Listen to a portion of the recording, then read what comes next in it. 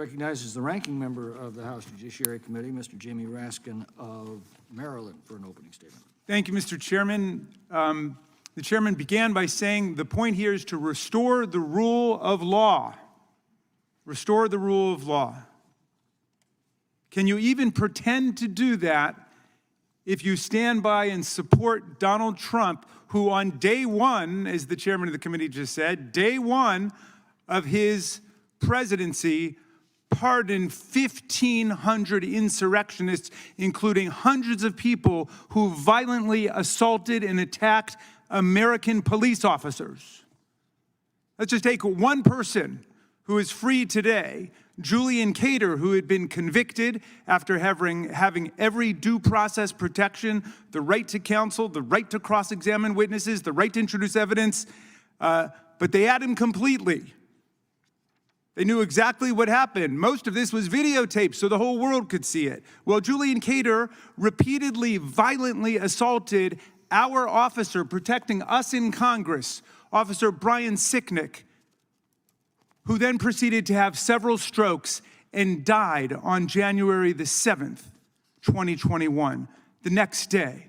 The family of Officer Sicknick is absolutely devastated and demolished by what's just happened. I invite any of my colleagues, including the members new to this committee who maybe weren't here on January 6th and didn't experience the trauma of that violent insurrection, when we saw a mob marauding through here yelling, "Hang Mike Pence, hang Mike Pence," and looking to assassinate Nancy Pelosi. And now you have the temerity to come forward and say this is about public safety? How much safer are we now with these 1,500 criminals at large in Washington, D.C. and going out into the country? Are you vouching that these people are not going to be attacking any other police officers? Are you vouching that they're no longer a threat to public safety? What an outrage, what a scandal. Well, the hearing has been called not on trying to deal with the public safety crisis created by the president on day one of his presidency, but on immigration. Now, time and again, Democrats have reached across the aisle to fix our immigration system by finding common ground through compromise. We did it in 1986 with a Democratic-led House and a Republican-led Senate when we passed the immigration reform signed into law by President Reagan 4 decades ago.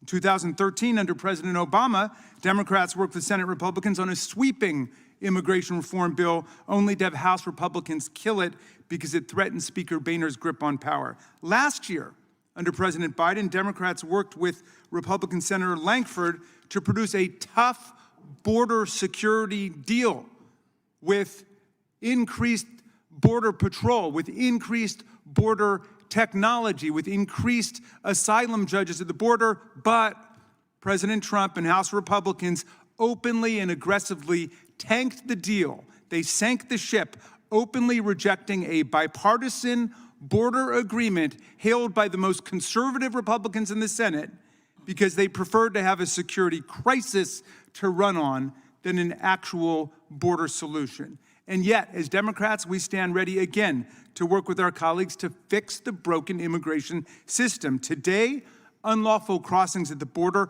are much lower than they were when President Trump left office. We made progress. Now is the time for us to tackle the daunting task of finding compromise and pragmatic solutions to fix the system that has not been updated in decades, a system that relegates millions of people to the shadows and leaves other people in limbo. Let's secure the border. Let's make it a lot harder to get into America illegally and a lot easier to get into America lawfully. That's what America wants to see. Let's not use immigration to destroy our Constitution. Unbelievable that a lot of my friends on the other side of the aisle are sitting by idly while Donald Trump proposes by executive order to destroy Section 1 of the 14th Amendment, which establishes that everybody born in the United States is a citizen of the United States. And yet, they just let that go. All of these originalists and textualists who claim to care about what the Constitution stands for, that was the whole purpose and meaning of the 14th Amendment, and now they want to destroy birthright citizenship in America, moving to a citizenship based on race instead of a citizenship based on place, which was the whole purpose of the 14th Amendment, to overturn the Dred Scott decision. Well, we're obviously going to have some differences moving forward because they don't want real solutions. They just want to demagogue the immigration issue. That doesn't move America forward. It's just like they demagogued the issue of inflation. They said they were going to bring down prices in rent, in utilities, energy costs. They said they were going to bring down the price of groceries. Not a single peep from them about that on day one. No, it's just about releasing all the violent insurrectionists, the Proud Boys and the Oath Keepers who are out there today saying that they want revenge. Now, that's the real program for America. But let's hear what their specific proposals are about immigration. If they make sense, then we will get behind them. But if it's just more demagoguery, Mr. Chairman, I'm afraid we're going to have to let it pass. Thank you, and I yield back. I thank the gentleman for reminding all of us why the people voted as they did on November